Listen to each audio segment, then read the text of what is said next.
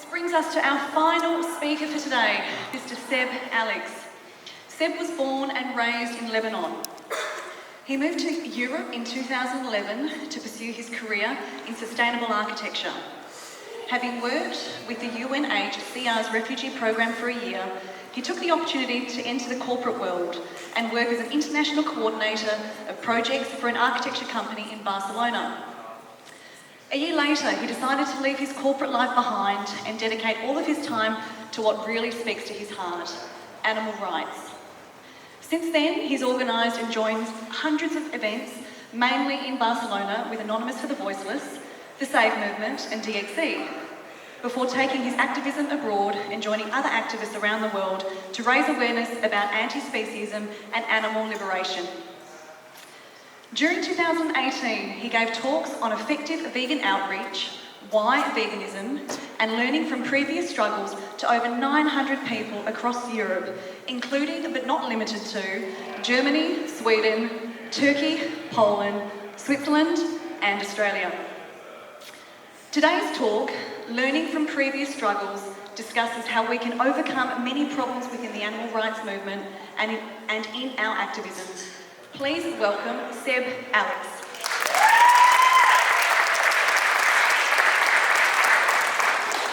Hello everyone. Can you all hear me well like this? Is it good? Yeah, okay. So we're really sorry about the delay. We had a very unexpected complication with the laptop. So today's talk is going to be what we can learn as vegan activists from previous struggles. Everything I'm going to be sharing in this talk are things I learned by just doing research. So if anybody has anything to add, if they know something extra they think is of value, please raise your hand. Feel free to interrupt me at any time. I also want to do a small disclaimer straight away.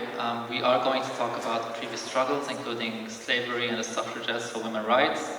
A lot of times we're going to be comparing these struggles to like the struggle of the animals. I just want you all to keep in mind that every single comparison that is going to be made is comparing the mindset of the oppressors back then to the mindset of the oppressors now.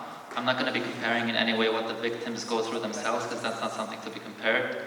So I just wanted to say that straight away. Alright, so we're going to start with the suffragettes, the women's rights movement. In August 1832, the first women's suffrage petition was for the first time was presented to the Parliament in the UK. Before this happened, women campaigned for equality for a long time. They wanted the right to vote, they wanted other rights as well, and they were all the time ignored, mocked, both by the government and by society as well. This is a time where laws were extremely sexist. Just to give you a nice example, if you abducted a woman over the age of 18 years old, that was a felony, you'd get 14 years of imprisonment. But if it was a woman under the age of 16, which was the age of consent back then it was a misdemeanor. So that's just an idea of how sexist the laws were back then and why they were fighting so hard. So between 1907 and 1918, the suffragists took the battle to another level. They were sick of just doing the peaceful campaign and everything, and they decided that they wanted to use the civil disobedience as a tactic to try to get their rights and the right to vote. So they started storming into the houses of the parliament. They started getting press coverage. In 1 week, they got more coverage than they did in 50 years. And so they started doing marches as well, protests, including a protest that had 250,000 people on the streets of London. This was the largest political rally ever done. They were also breaking windows. They used to write messages on little papers and then tie those papers to little rocks and then throw the rocks on the windows of shops and break them.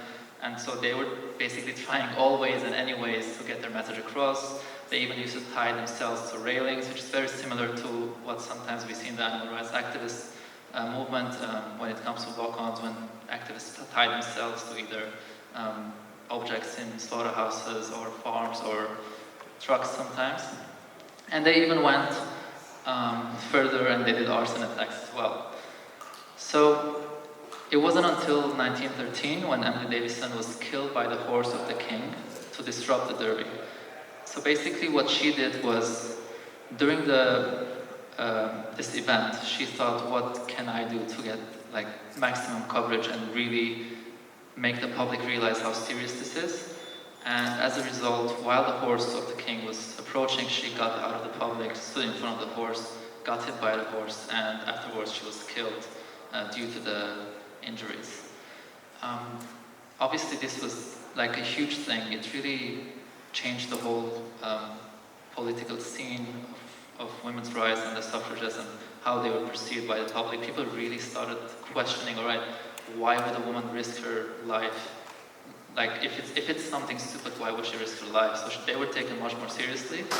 And in 1918, they were finally given the right to vote. However, it's important to note that they were only given the right to vote over the age of 30, not the age of 21, which actually happened later on. 10 years later, in 1928, everyone over the age of 21 years old could vote. And until today, actually scientists are, not scientists, historians are looking into it to see why it was that in 1918, that in that period they decided to give them the right to vote.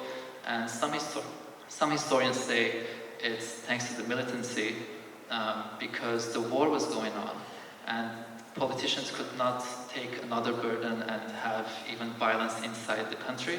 So they were so sick of the violence and the war outside the country that they had to deal with. They really didn't want to see the militant feminists or the suffragettes in the country as well, so they thought, all right, we give them the right. Another reason why historians say it happened during this time is because so many men were sent abroad or were busy in the war that women had for the first time the opportunity to prove themselves in society.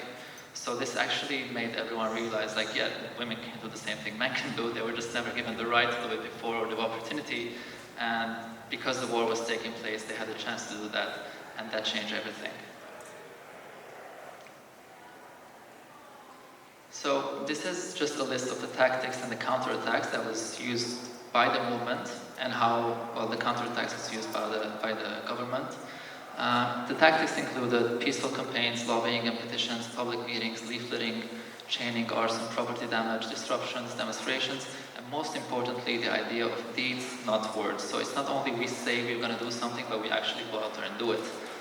The counterattacks were actually political campaigns. There were so many political campaigns going against the rights of women.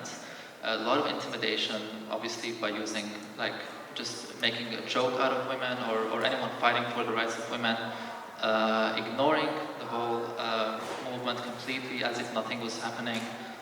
Like we see sometimes there's a huge activism event, like a huge disruption that actually deserves media coverage, but it just doesn't happen because they want to ignore, because they know if they put it on TV, more people will start asking questions. They had the same thing back then. Anti-suffragism, and this was basically the idea that it was like a deep-rooted fear of women becoming masculinized by their entry into political life. Like, it was considered such a male thing to do, being in political life, that they were afraid that women becoming, like, entering that area is going to make them be more masculine for some reason. Another thing they did in the intimidation is actually they presented the manhood suffrage bill. So not only they weren't giving the women the right to vote, but they were actually presenting more suffrage bill to help the men. And just to show you an example of how they were mocking, these are postcards that were made with little poems written on it, and it basically mocked how women are asking for equal rights, etc., while living in the houses that were built by men. Obviously, the reason why they were built by men was because women were never given the right space and opportunities to do what they want, but this is how low the society and the government and the anti-campaigners were going to intimidate women. So we're gonna continue now with the slave trade industry and the abolitionist movement. This is one of the most interesting movements in my opinion. In the late 1700s, the grassroots movement started, and it was for the first time ever, and it was in England. It actually started between 700 and 800 workers in a metal factory, and what they basically thought was, we are working in this metal factory producing objects that are being used as money to exchange slaves in Africa. And because they were against this, they thought, all right, we're gonna revolt, we're gonna do something to change it, because slavery is not a moral thing to do. And it's very interesting because these were all white men. And it was one of the few times in history where, other than the animal rights right now that we see, it was one of the few times that a whole group of people were fighting against something of which they were never victims of. Because white men in the UK were obviously not slaves and were obviously in no way affected by slavery. And it was very interesting to see that out of nowhere, just 800 of them decided that they might have the power to end an oppression that is going on all around the world. So we're talking at a time where at least 3/4 of the world population were a victim of slavery in one way or another, in South America, in India, in the Islamic world, in the United States. And doing so is considered to be insane, because I know now, like, we all think we're gonna change the world, and we see the numbers are growing and we get happy. But back then, imagine a world where we're less than 800 people and we're the only people in the whole world who are gonna fight against slavery. And that's why I wanted to share this beautiful quote that says, "Never doubt that a small group of thoughtful, committed citizens can change the world. Indeed, it's the only thing that ever has." So let's discuss a bit the tactics that were used and the counterattacks. Boycotting was one of the first things. So they started whoever was going against slavery were boycotting sugar because of all the sugar plantations.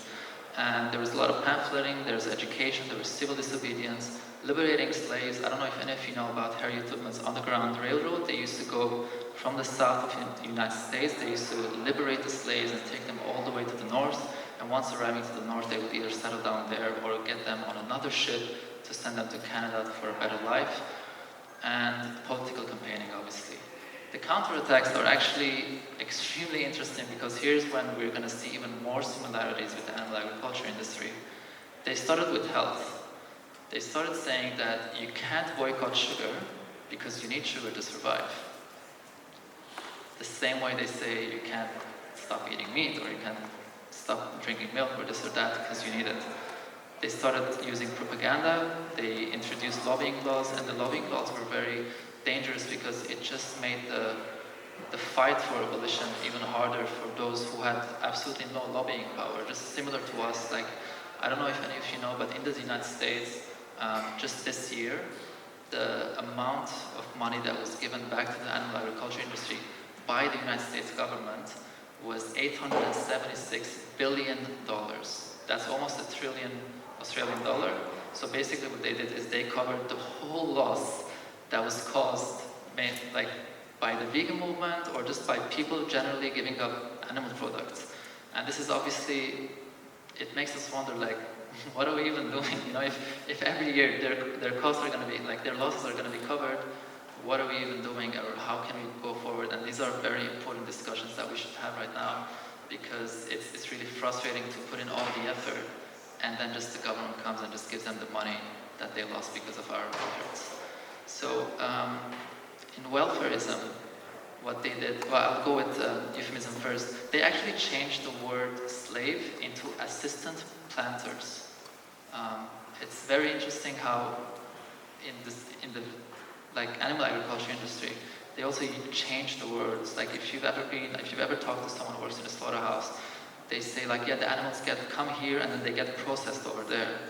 They don't say they get killed over there, because it's just easier to use this word that covers the ugly truth that it has. And that's why they changed the word slave to assistant planters. They started giving out flyers in Cambridge, which was a leftist town, and they talked about how actually some slave owners were very nice and they had happy slaves. So they had a small garden for the slave, and the slave had a big area to spend time, and plenty of pigs and a lot of chicken, and they could really enjoy their life.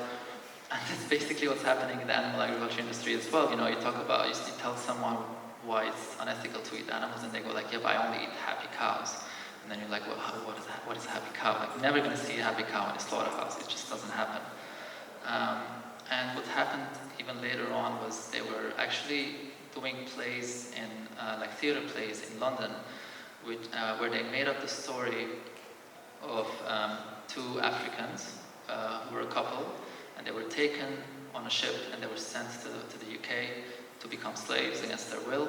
And once they arrived there, by their beautiful luck, they ended up on two properties that were next to each other, two slave owners who lived next to each other, and these slave owners were so nice that they let them continue being married and seeing each other. This was actually like a theater that was being played in the city of London, just to make people thinking, switching the attention from, or the question from, is it ethical to do so, or to, how can we do this in the right way?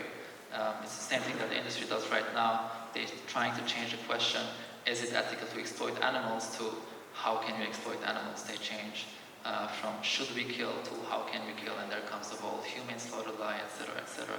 And now I'm going to show you something that I find quite disturbing. This is one of the sketches that was made to propose a more welfarist approach to the abolitionist movement. And it's actually a boat that used to carry slaves from Africa to other countries. And the whole reason they did this sketch is because they said, look at this beautiful new boat design. On this boat, slaves have more space to move. Obviously, this was completely rejected by the abolitionist movement because they were like, this is not about the slaves having more space in the boat, in the ship. It's actually about them not being on the ship in the first place. And I'm going to read a small text that was presented with this idea. So they said, if the weather is sultry and there appears the least perspiration upon the skins, when they come upon deck, there are two men attending with cloths to rub them perfectly dry, and another to give them a little cordial. They are then supplied with pipes and tobacco. They are amused with instruments of music peculiar to their own country.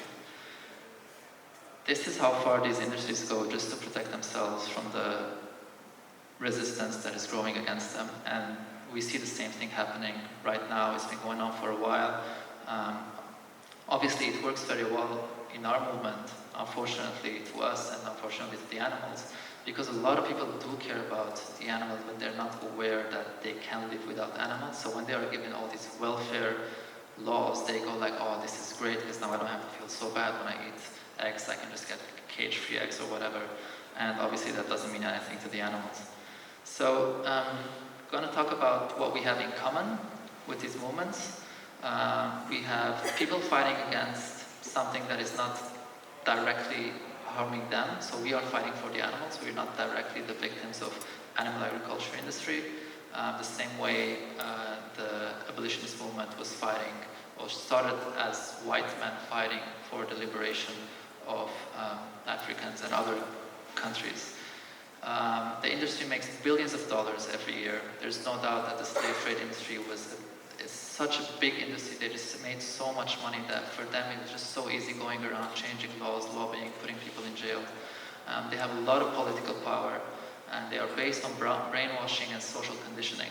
I'm not sure if I can say it by heart, but there is a powerful quote that says, if you want to know where you would have stood on the subject of slavery, during slavery, don't ask yourself where you stand now. Ask yourself where you stand now when it comes to the subject of animal exploitation. Because the conditioning is so big that we think that, all right, now, I guess, can you raise your hand if you're vegan? Okay, I'm pretty sure that's everyone. Oh, sorry, almost everyone. At one point in our lives, we realized that we've been conditioned, we've been brainwashed, and we came out of it.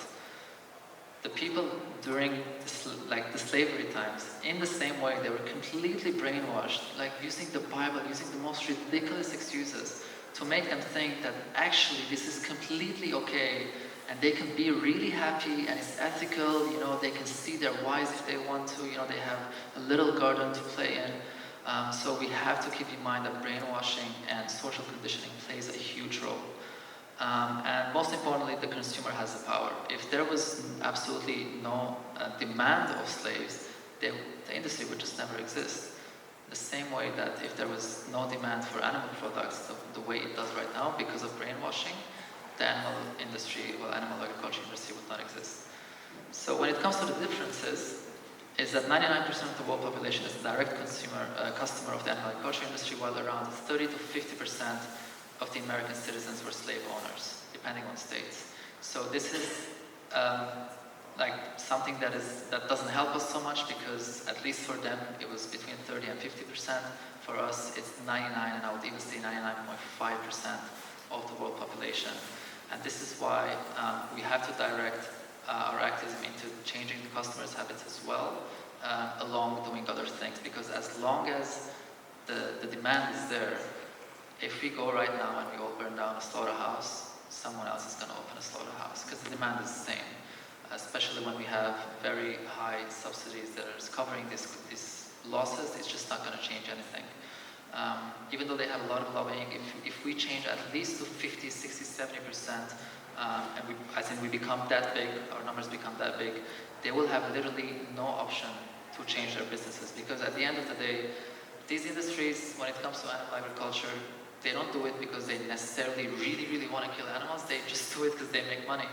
So the second they stop making that money, they're going to start switching to plant-based products. And this is happening. Like, a lot of dairy companies are losing so much money that they're buying plant-based companies, plant-based milk companies, or actually just making a vegan range as well, and using that money to like try to survive or see how they can change their products. And another difference that we have is that we are way too divided, and I think this is something that I can confirm by saying in every single city I've been in, there's infighting. There's a lot of drama, sometimes necessary, sometimes completely unnecessary, and I've been told that Perth is not an exception to this. So this is really important to talk about, because while we fight each other, these animals are going to get killed. 85,000 animals every single second get killed. A lot of people say 2,000 to 3,000 animals per second. That does not count marine animals, and there's no reason not to count them because they're animals, except if you're going to be speciesists, which was the point of being vegan in the first place if you're going to ignore them. So 85,000 animals are killed every single second. That's already by the millions ever since I started this talk. And we just can't afford to fight against each other. So just to talk about something that happened, for example, in the civil rights movement in the States, can someone raise their hand if they don't know who Malcolm X is? All right. Okay, thank you. So Malcolm X was fighting for civil rights. He was an African American, and he was fighting for civil rights the same way Martin Luther King was. But his approach was very, very different to Martin Luther King. And for those of you who don't know who Martin Luther King was, he was fighting for civil rights, but in a very, very peaceful way. He was love-based and non-violent, and he used to believe in the philosophy of if you get slapped, turn your other cheek, never go down to that level. And he really believed that peace is not only the goal, but it's also the way to the goal. Whereas Malcolm X used to say, if someone touches you, kill them. So the difference between these two, he had literally no, not patience, but no tolerance to someone violating his rights. And because he was so militant, and because there was so much suffering in the States, so many people were so sick of it that they started following him and saying, you know what, screw this, we're gonna be like that. We're gonna carry around guns, and every single time the cops used to, let's say, intimidate a black person, they would just make a circle around the cops and just hold their rifles like this, waiting for the second the cop raises their hand on the African American, and if he ever did that, they would shoot him, but obviously they never did that because they were surrounded by black men with guns.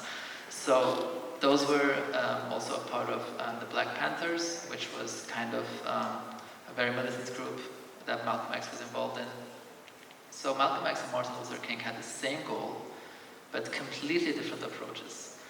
And although a few times Malcolm X publicly mocked Martin Luther King's approach, it's said that when Martin Luther King was in the hospital, Malcolm X went to visit, and he was asleep, so he talked to Martin Luther King's wife, and he told her, I just want to let you know that I really support your husband's work. I really believe in him. I really think he's crucial to this movement. Just keep in mind that not everyone identifies with him.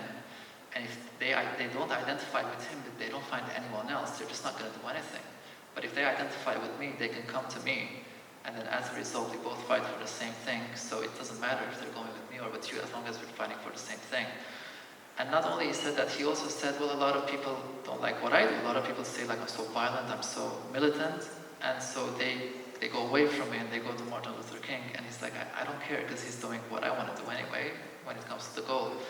And this is basically the genius of Malcolm X. It's really sad because he's very underrated, I think. If you really look into all these speeches and everything he did for the movement, he's done so much, and he really believed in liberation by any means necessary. And he basically used, when it comes to this tactic with Malcolm X and Martin Luther King, it's the illusion of choice. And what I mean by this is that if I say, do you want to drink water? You can say yes or no, right? And that would be using only one tactic. But if I say, do you want to drink water from this bottle or that bottle, you think you have to choose one of them. So I'm giving you the illusion of choice.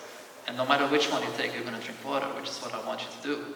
So that's what they were doing. They were creating this illusion of choice because white people were so afraid of Malcolm X that go like, oh, we don't want that militant terrorist. So they used to go listen to Martin Luther King.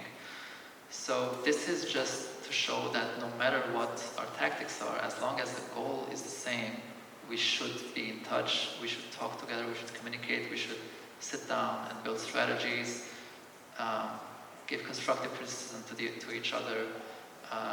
What I see a lot is a lot of infighting, and it's mostly on the internet, because we're so disconnected by this one screen that we become this evil monster, and we just leave the meanest comments about other people who are otherwise good people fighting for the same thing just because they disagree with us on a certain subject. Instead of just sending them a message and saying like, hey, I don't like what you wrote, do you want to discuss? But we don't do that because it's much nicer to put a funny meme and get more likes than the other person. So I really want to encourage people to actually consider talking to people. You know, you have a problem with someone,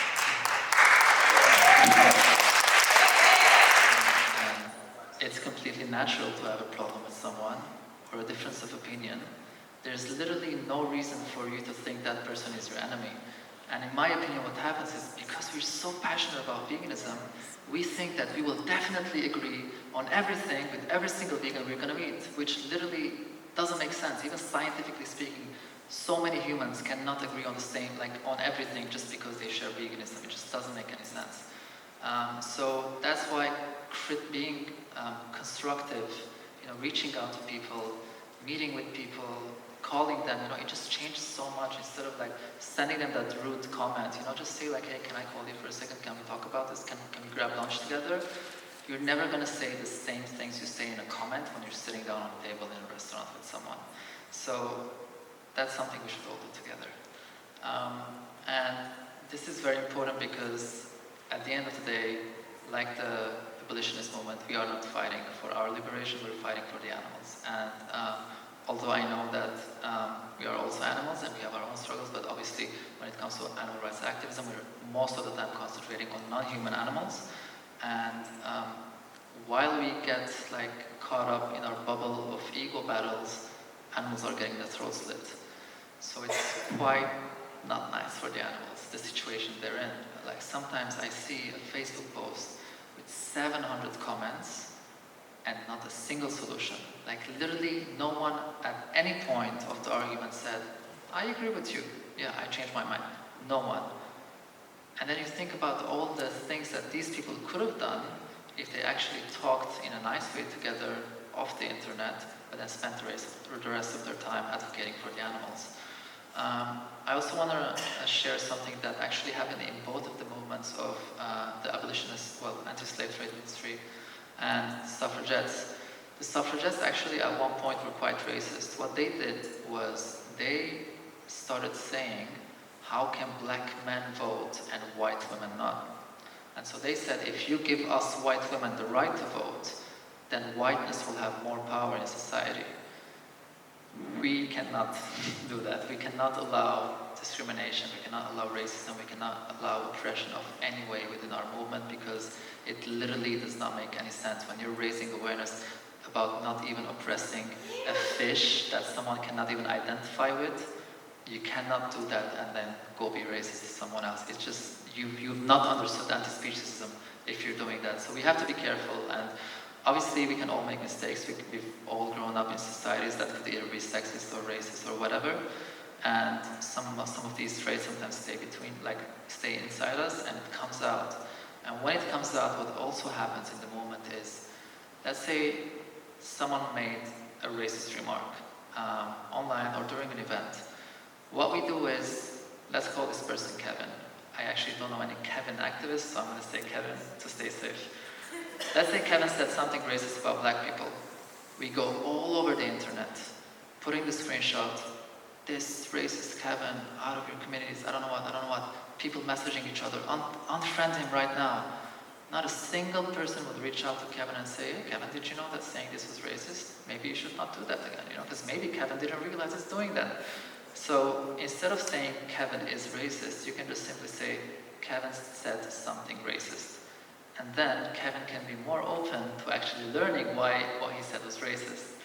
And it's very important to have that approach instead of putting that horrible label, because probably Kevin hates racism, but you just didn't pay attention to that. When you put that really heavy label on someone, it really takes a toll on them, and they just want to get out of the movement. And not only now they're not in the movement, but they also didn't learn why what they said was racist. So if you actually want to help victims of racism, it's your duty to educate those who are being racist instead of bashing them and then blocking them and then not letting them come to your events or not talking to them. That would be a very egotistical thing to do, to just put them out of the movement because you want to be right.